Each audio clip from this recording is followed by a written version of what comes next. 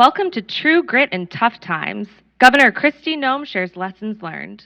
Please welcome the president of the Heritage Foundation, Dr. Kevin Roberts.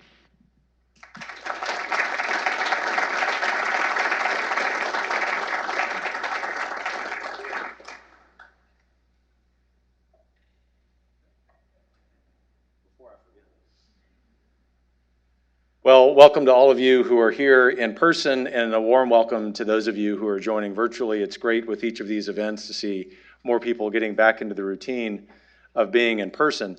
And in a lot of ways, that's a great theme for what our guest today will be talking about first in her brief address to you, and I know in the conversation that she and I will have, and ultimately in the questions that you'll have the opportunity to ask. And so our guest, as you know, needs very little introduction, whether you are in South Dakota, which of course is blessed by her leadership, or you're in Rhode Island, or in Texas, or around the world. You know that conservatism, when combined with great cheerfulness and truth, is something that's very persuasive. And so on behalf of all of us at the Heritage Foundation, it is a distinct honor to welcome to the stage the Governor of South Dakota, Kristi Noem.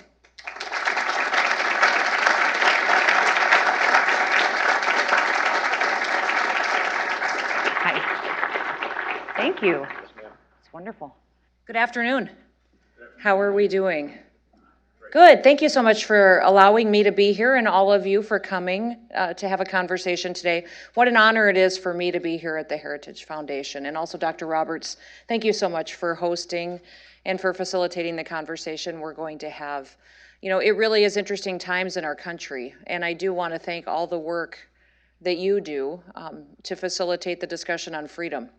Many times when I'm looking at what's happening in this country and the agenda that the liberal left have, it really is a threat to our way of life. They're threatening the foundational freedom that our founders gave us, that we have worked for so many years to try to protect and preserve for our kids and our grandkids. In fact, I look at our state and in this country, and I think the people that live here are desperate for hope.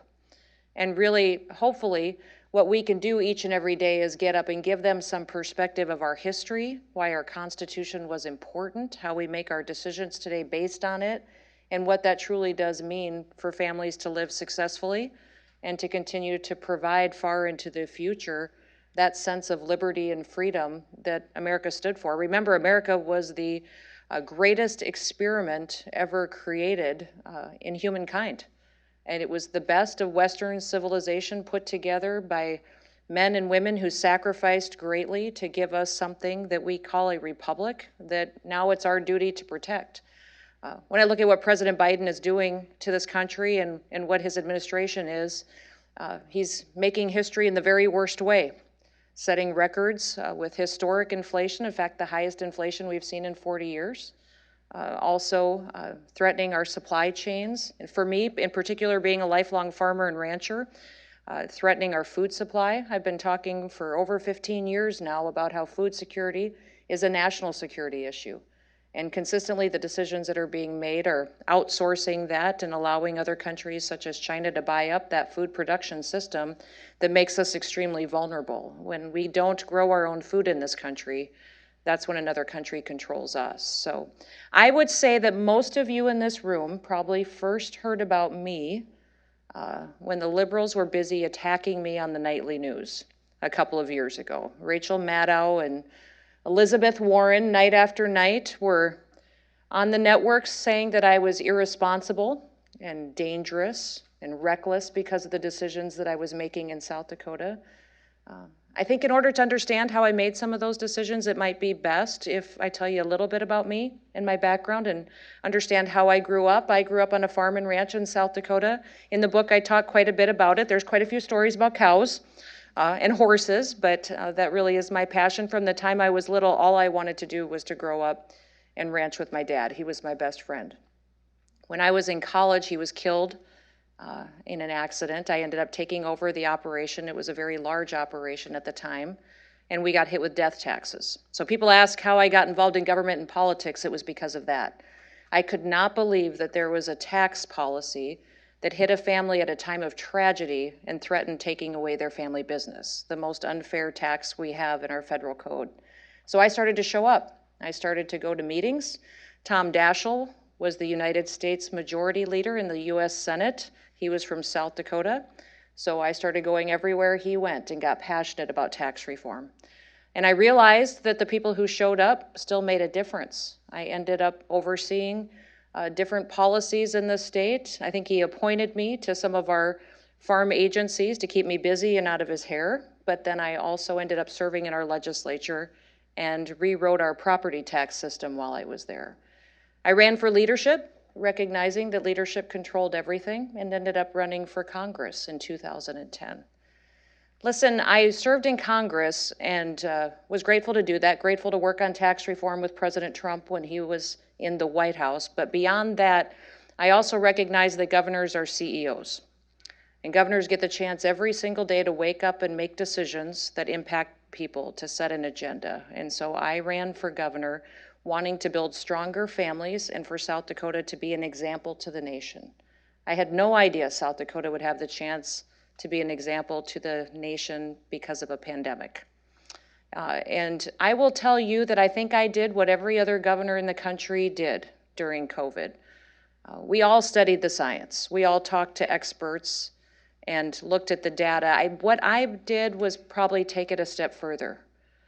I also spent a lot of time with my general counsel, talked a lot to constitutional attorneys. I really wanted to understand what authority I had as a governor and what authority I didn't have. I knew that when a leader overstepped their authority, especially in a time of crisis, that's when we break this country, and I did not want to do that. So at the end of that story, South Dakota ended up being the only state in the country that never once closed a single business. In fact, we didn't.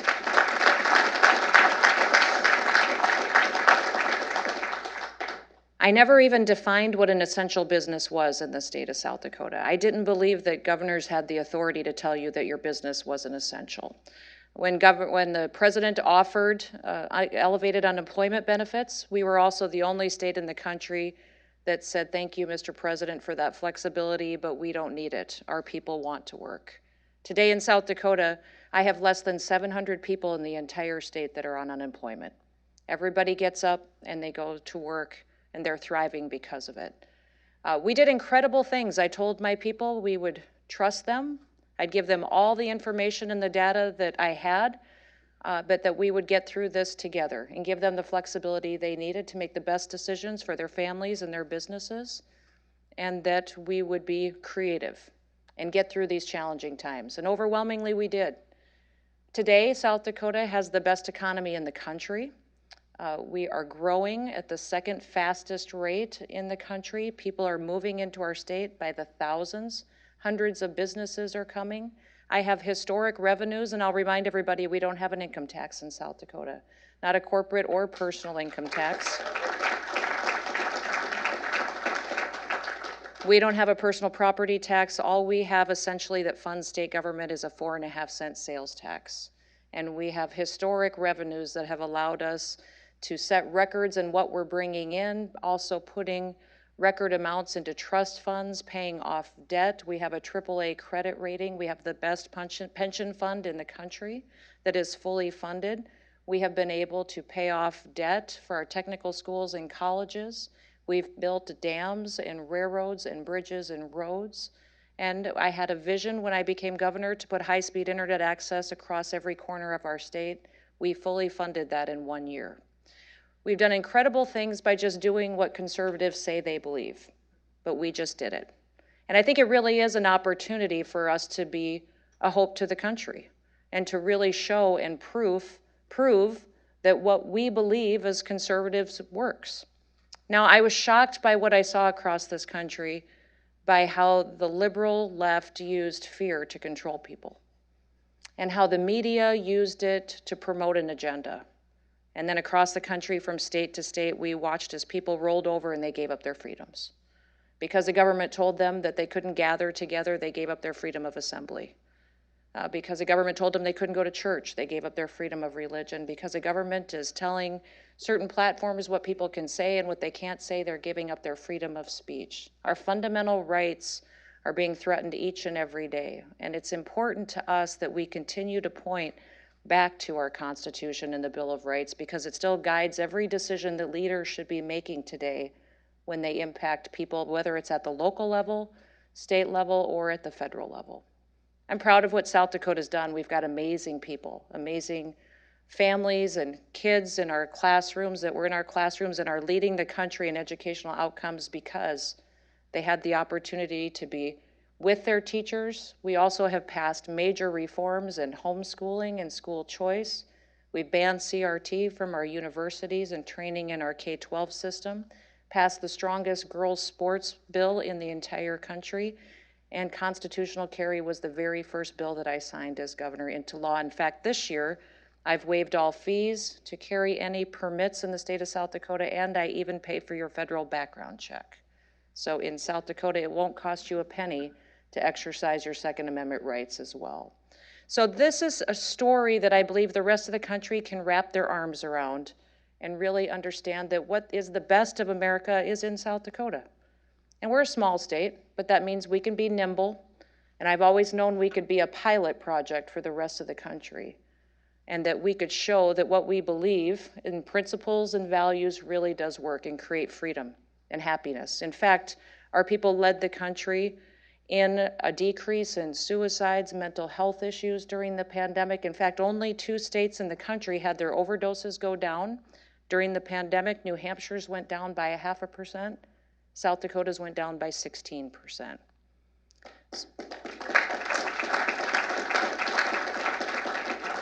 So I'm looking forward to the discussion today. I will stop with that and let Dr. Roberts come back up and lead the discussion. Looking forward to your questions. But while most of the time we turn on the news and hear politics and policy discussion, it can be challenging. It can be a bit negative or pessimistic. I would say there are places in this country where conservative leadership in many of our states shows that we have a lot to be hopeful for, and that America is an incredibly special place to be that we'll continue to protect for years and years to come. So thank you for the honor of being here, and let's visit.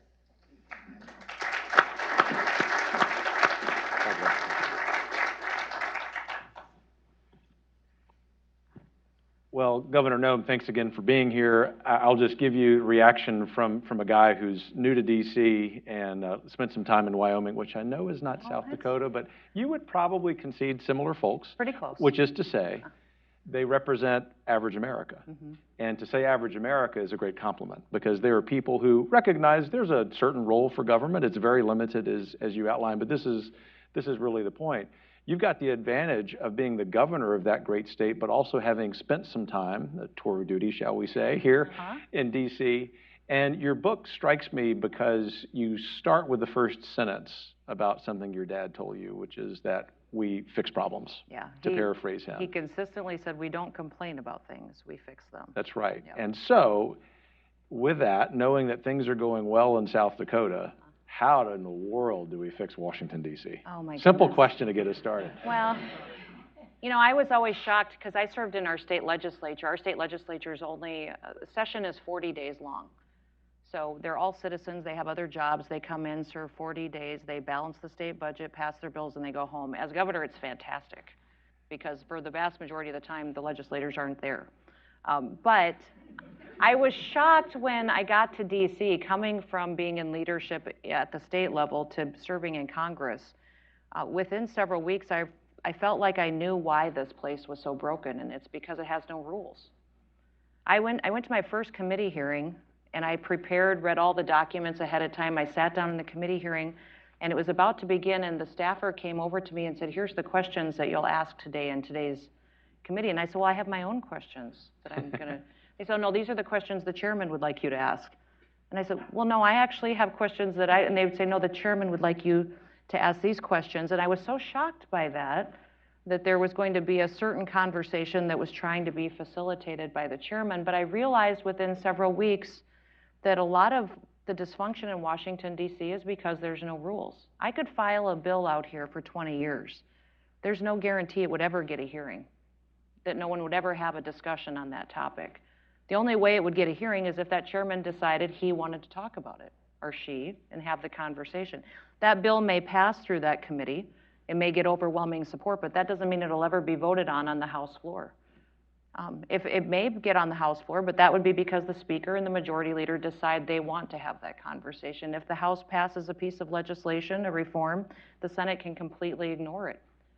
What surprised me was the House even had its own Rules Committee. It could go to the Rules Committee and make up a new rule for every single bill that came to the floor. If they didn't like the rule, they could go change the rule and make a new one. The dysfunction out here does not create open debate. It doesn't create any accountability. At the state level in South Dakota, if you have a bill, it's guaranteed a hearing. If it passes committee within 3 days, it'll be on the House floor for a vote. If it passes the House, it will be scheduled for a hearing in the Senate. That legislative process facilitates open debate and accountability, and issues can't be ignored. So most people don't necessarily always hold to a respect for the legislative process. But if you had that kind of open debate on every topic that was important to the people of this country, I think it would change things. People would have to vote. They'd have to be accountable for how they voted. They wouldn't get to ignore issues that they don't want to talk about, that worked for their political career, and the country would be much better served. That's one example. Well, it's a great example, and not that it's any surprise, it's just a lot of common sense there, which is in short supply, I've discovered, in the nation's capital. It leads me to this question, which is, do you sense, not just with your hat as governor on, but as you like to say, the cowgirl governor, that Americans kind of across the political spectrum, but especially right of center, know that they've had enough of this, and that as they are prepared in all likelihood to send a conservative majority to DC in the coming months, that they want that conservative majority to govern with a heavier dose of common sense than, say, you experienced when you were a member of the House? Oh, absolutely. I think most people, when they look at what's happening out here, they don't understand how it got to the point where it's at today. You know, we need to be able, civil discourse was something that our founders recognized was necessary to preserve our republic. And we don't have that today. Instead, we have leaders that stand up on TV and are more willing to grab a headline than they are to have a sensible policy debate. And that is the destruction of our country happening before our very eyes. And the American public recognizes it. Most people got panicked when parents started showing up at school board meetings. I thought it was fantastic. It was there because there's people that haven't been paying attention to government and politics for many, many years, and they're finally paying attention now. People recognized during the pandemic the influence that bad leadership has on their lives. It mattered who was making those decisions on their businesses, their families, their kids, and now they're paying attention in ways that they never were before. That's a good thing, and that's something that'll make all the difference in the world in this next election cycle. Sure, and I think, to piggyback on that, if you don't mind, that one of your gifts as an elected leader, we were talking about this off stage, I just mean this not to be patronizing at all, but heartfelt, is, and it's probably because of your upbringing in South Dakota, going back to the average American point, is that you have a wonderful, very deep understanding of policy, but you can communicate that in a way that the average South Dakotan American understands, not to suggest they aren't smart, but they're doing really smart things like not paying attention to politics. Yeah. And where I'm going with that is that if you're giving advice to people who may hold office here in DC, what are the issues that are really good for conservatives to be leaning into right now? And what would be some messaging lessons that you've learned along the way? You know, the interesting thing is that by serving here for 8 years, I've got the cell phone numbers of a lot of people who still serve here. So unfortunately, they still get to hear what I think and what some of my advice would be. You know, just be a normal human being, first of all. I mean, honestly, you can't turn on the TV and feel like any of those people are normal anymore. You know, talk like a human being to somebody that's your neighbor, the conversation you would have at the gas station or at church on Sunday morning. A lot of people get on TV and think they have to perform. And frankly, I think America's over that. And then focus on what is happening in your community. And you'll watch the national journalists and reporters constantly try to drag political and elected officials down into controversial subjects. Just because they ask you stupid questions doesn't mean you have to answer them. When they ask you a question on a lot of these networks or whatever their agenda they're trying to drive, these elected officials need to remember they should still be answering with what people at home care about. That's what they should be talking about. Glenn Youngkin was a perfect example of this. I thought he did a fantastic job at that. They consistently, every time he got interviewed, tried to drag him into a divisive topic that the people of Virginia weren't concerned about. And he came back to kids, he came back to education, he came back to what the people and the voters in his state cared about, and it made all the difference in the world in him getting enough support to now be the governor. It's a classic case, and I think that 5, 10, hopefully 50 years down the road, political science courses that look at campaigns and messaging of campaigns will look at Governor Youngkin's campaign, you know, being a new Virginian, I'm very grateful, but they'll also look at what you have done, and thankfully what a lot of conservative governors have done. And it leads me to this question about education.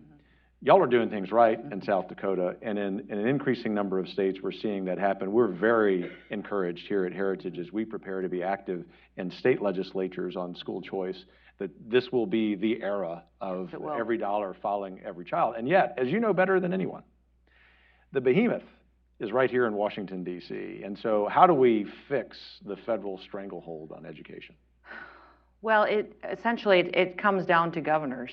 I do believe. I mean, we could talk about members of Congress eliminating the Department of Education or reforming it to that level, but governors have incredible ability to make a difference right at home. And we empower our school boards. One of the first things that I started to do when I was governor was offer training for our school board members.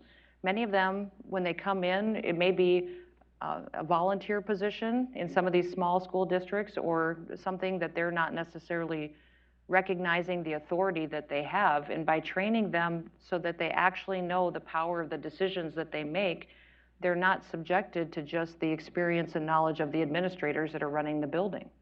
Many times when they come into their first meeting, you know, they're told by the administrator, well, this is how we've always done it, this is the experts in the field, and without any prior knowledge, that's how they make their decisions. So empowering those school board members is incredibly important. And then letting them know that they don't have to take these federal funds. The federal government is very quick to dictate to our school districts by using money as an incentive. You know, recently the Biden administration threatened us in South Dakota that if we didn't allow boys to play in girls' sports, they were going to take lunch money away from our school kids. Now, it's so interesting to me that they're pushing their activist agenda so hard, they're willing to create an unfair situation for women and take food away from children.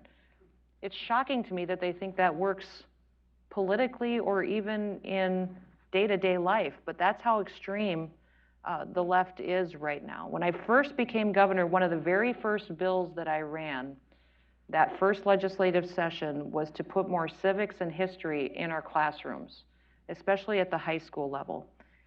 That session, my Republicans killed it because they thought it wasn't necessary. They thought it'd be too hard on our administrators to go find new curriculum and our teachers to teach new subject matters, and they killed it. That was in 2019. Now look, just 2 years later, overwhelmingly what's sweeping across the country is the need for more civics and history in our classrooms. And of course, I've gotten their support now, and we've done some great things in South Dakota, but us being proactive and seeing these problems before they're a crisis is incredibly important, and we shouldn't have to argue with ourselves or people who should know better about the importance of dealing with them early rather than waiting until it's already gone out of our classrooms. It's really that simple. I mean, as you know, and probably a lot of smart policy people in this room, whether they work at Heritage or elsewhere, know there's a lot of studies that back that up, but it goes back to being common sense. So let me ask you 2 questions about policies from your perspective as a South Dakotan, and then we'll get to audience questions. Sure. The first has to deal with inflation. And of course, speaking about academic studies, we know all of the reasons in terms of economics about why inflation happens, but what I'm curious about is for you to let this audience and people who are watching online to know, what's the effect of this ridiculous federal spending on a state that's very well run, that simply doesn't want that level of involvement from the federal government? How do you handle that? You know, I would say that we definitely are better off than a lot of other states because of the decisions we're making, you know, because we are in a good financial situation. We're not in where we have to increase taxes to fund some of the basic services that government may be responsible for or committed to. But our people are still affected dramatically by the policies that this administration is taking. I would say, you know, for us in South Dakota, we grow your food.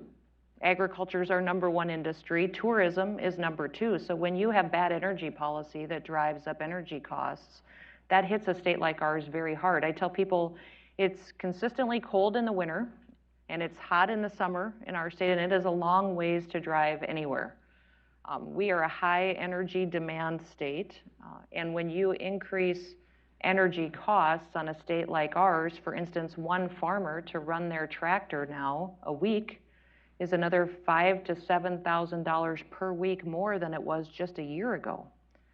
So when you start talking about our farm, which would have 6, 7, 8 tractors running every week, the amount of cost just for one operation that obviously is going to be passed on to consumers at the end of the line, you can understand why food costs are higher.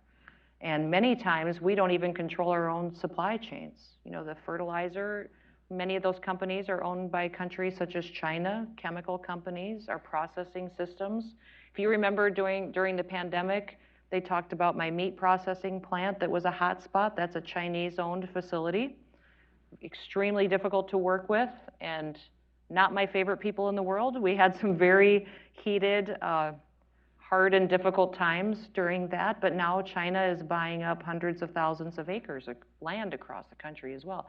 They will control us when they control our food supply. I tell people all the time, they're not dummies.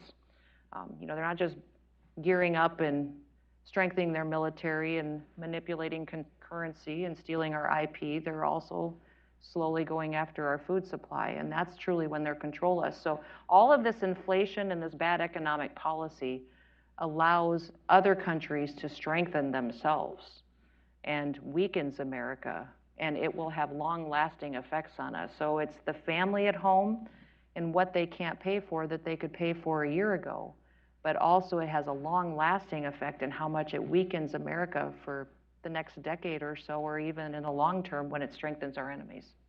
Well, you did me a favor because I wanted to ask you about China, Chinese Communist Party and the land. And so I'm going to move on to, I'm going to cheat a little bit here and ask sort of a third policy area, which is about the lockdowns, and then we'll get to audience questions. And you said you were willing to field any questions, so here it is.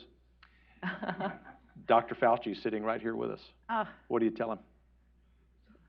Well, I saw him running around. I would tell him a lot, and I did actually. I saw him for years running around with Pelosi and the liberals. So from the very beginning, when he was given a platform to be an expert in this area, the warning signs that he would turn this into a political agenda were there. He's been wrong on everything. I mean, we had, most people don't realize governors were on conference calls with each other, with Fauci, with Birx, with the White House task force, with supposed experts, talking and having many hours and hours and hours of conversation throughout the pandemic. Fauci's a liar. He was lying from the very beginning. He knew he wasn't following the data and the science. He had an agenda from day one. If you saw, I guess he just recently came out and told us masks don't work now. And dear God, I feel like I'm, the man's bipolar, and how many times he's gone back and forth on these issues. So, he out of anybody in this country should never be given 1 minute of airtime ever again for the devastation that he has wreaked on so many families. He has wiped out their livelihoods. He's destroyed kids' education. We have kids that forever will struggle because they've been forced to wear masks that has hurt their development. It is a tragedy what that man was allowed to do to the United States of America. So true. So true. Something told me you wouldn't disappoint. Oh, I'm in sorry. your answer to that question. Yeah. Well done. Well done. Well, we do have a little bit of time for a handful of questions before we wrap up and the governor signs some books. So you know the rules here.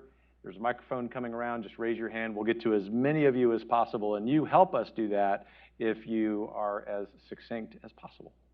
So first question here, sir. Hi, my name's Jed Fisher. Agriculture is close to my heart. My home state is Utah, and you mentioned about food being a national security issue. What is your vision for us reaching food security in the United States, and what do you see the state's role and the federal government's role in that vision?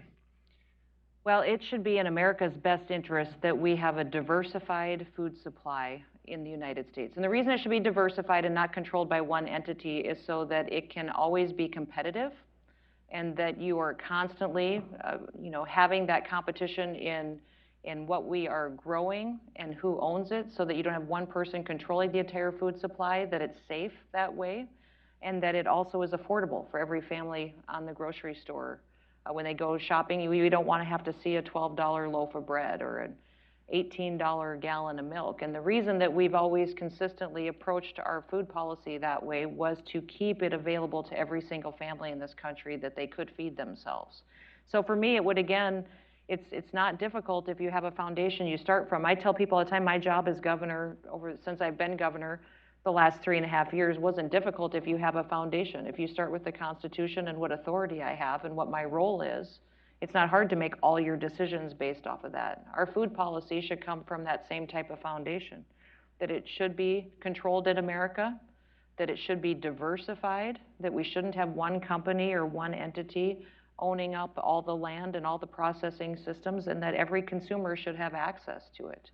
And then you keep that competition in that market to make sure that it is going to be a safe and affordable food supply. Based on that, anytime we empower a foreign country to come in and buy up those processing systems or our land is when we're going to lose control of it. And it's in our best interest to not allow that to happen. Thanks for the question, for your response. Fair treatment, I was going to go to this side. Okay, sir, right here in the middle. Thank you. Hi, Governor Noem. Thanks for being here. You talked a little bit about federal funds being sent to states, and sometimes it's for money that we don't really want. What can we do about Democrats funding like abortifacients like Plan B, and why are my tax dollars going to that when I'm not necessarily supporting that? So you're talking about, you said Plan B, are you talking about abortion funding? Abortion funding, Yes, and okay. abortifacients like Plan B, yeah. Well, the Hyde Amendment has always ensured that we didn't use federal dollars to fund abortions at the federal level, and that's something that I've always supported. I would hope we could continue to maintain, but we've seen that threatened just recently again, and Democrats pushing to have that type of funding available across the country from the federal government. That's a policy debate that many times you saw slipped into bigger bills that many times forced people to make a tough choice on if they were going to fund the government or fund our military or fund our police officers, and then have that provision and put in there as well. So this is something I know the Heritage Foundation's worked on over the years, and many other conservative groups, on having limited subject bills so that you didn't end up having a bill that had 20 different topics where people were forced to fund abortions while they were funding something that truly was the role of the federal government. But for us, anytime you have an elected official in an office, they have influence. What they say matters. The relationships that they have matter. The one advice I would give to everybody in the room too is that we talk a lot in this country about your education, how important it is, how your resume and developing that out is important for your future. I would say the world still moves on relationships.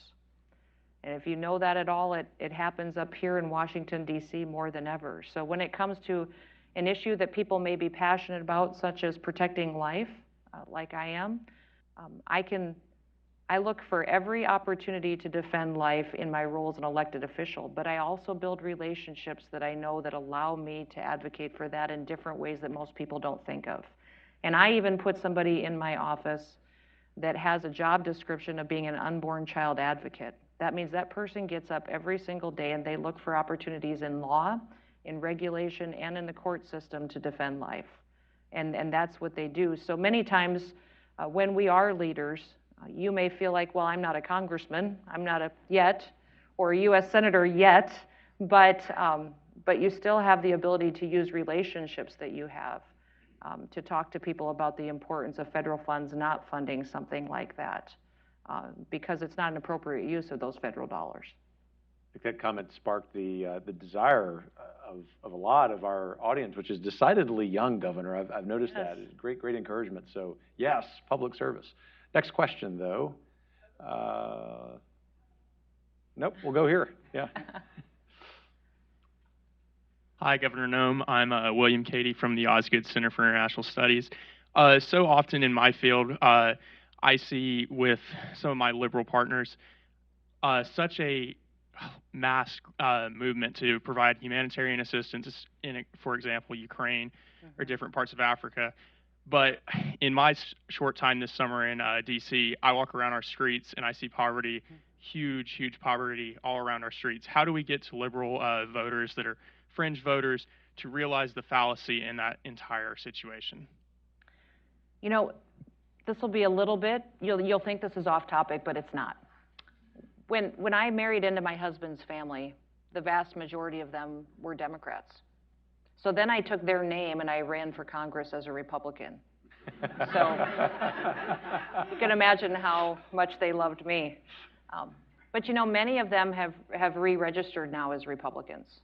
In fact, I would say, I tease my mother-in-law all the time that she'll say something, I'll say, Sharon, you sound like a crazy Tea Party Republican now. It's, you know, it's amazing. But, you know, and that change did not happen because I blew them up at the Thanksgiving Day dinner table. It just didn't. It happened because we loved each other. We built relationships. We had conversations. And eventually they saw I was right. No, I'm just kidding. I'm kidding. It's really simple. It's really simple. No, but I think that's what we've seen break down in our society, is that nobody talks to each other anymore. We've gotten offended by each other, and we've quit talking to each other. So I would encourage you to start having conversations with people that you haven't had before. We avoid conversations because we don't want it to be difficult or uncomfortable, but start by listening. Ask people questions and listen, and then have a relationship first. So that you really can have a civil debate and discussion on the policy. And that's how you make a big difference to those folks right there. And that contrast can be made with, yes, it's a horrific tragedy that we're seeing in Ukraine. It really is. It's awful. But look at this tragic situation we have right here on our front doorstep, and let's go see what we can do there today about that as well. Many times I would say I ask the question almost every single day of somebody, is that a job that the government should be doing in your life? Or is that a job that you should be doing? Or is that a job that your church should be doing?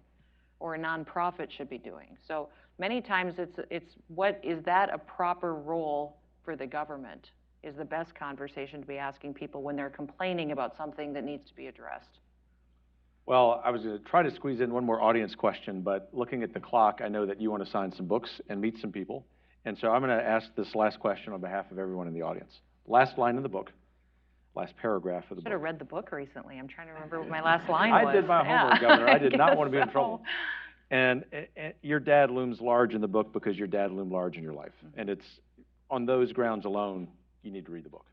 But you talk about something those of us who reach a certain age think about with loved ones who've moved on to the next life. So this is about your dad, imagining for those of us who ride horses, you get another horse ride with him. I don't know for sure, you write, but I can imagine him saying something like this. There's a lot that needs fixing still, and we're burning daylight.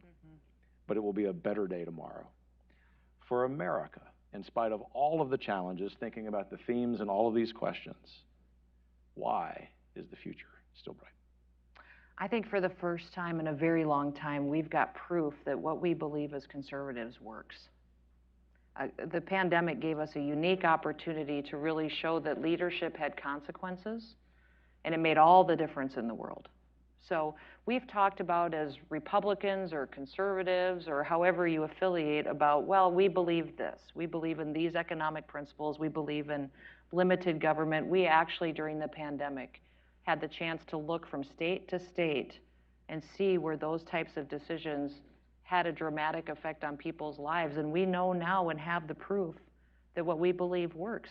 That's a great opportunity for us to bring hope to people and to show them that America's brightest days, I believe, are still ahead, that people are happier when they're free, and that it's a great time for us to recenter on our foundational principles and the gift that those men and women who sacrificed such great things to give us this country did.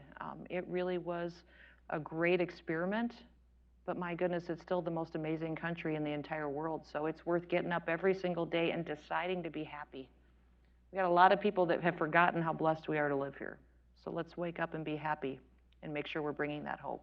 Excellent response. Thank you so much. Thank you.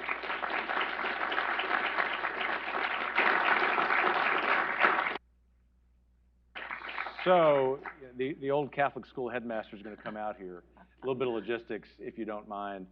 We'll, of course, give the governor another warm round of applause here in a moment, but if you would, let her exit the stage so she can get in a position to sign books. She wants to do that. But most of all, I want to thank all of you in the audience here today. Let us maybe take a charge from Governor Noem that understanding campaigns and policy is very important, but what's really important is starting with relationships, building friendships, even amid political differences, and that's how we restore this country. But I will end on this note, Governor Noem. Thanks for your leadership. Thanks for being a friend of the Heritage Foundation, and thanks for being here. Thank you. God bless you. Yeah, bless you too. Thank you.